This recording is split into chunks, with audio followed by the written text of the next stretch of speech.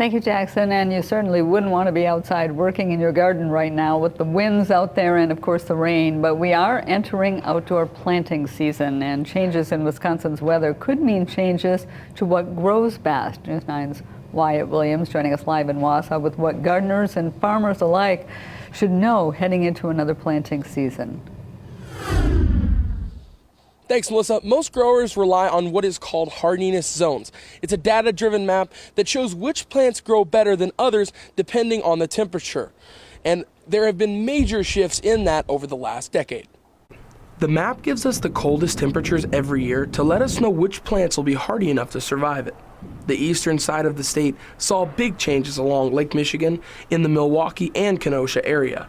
Closer to home here in central Wisconsin, we're not out of the weeds either, especially along the Wisconsin River. Some plants that have historically grown well in the area can't survive the temperature shift anymore. The area along the Wisconsin River between Stevens Point and Wausau, that's now showing as a 5A, where before it was a 4B. Zone 3 virtually disappeared from Wisconsin. There's a couple of spots left, but have major shifts out of Zone 3, or those colder zones, and into warmer zones.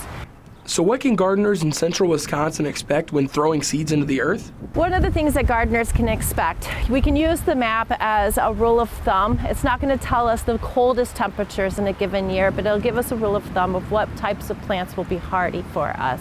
So gardeners can use that as an indicator of whether or not they can grow Zone 4. Perhaps they can even experiment with Zone 5 plants. It's also a good idea to do some research on which plants work best in which zones. But as they say, if it ain't broke, don't fix it.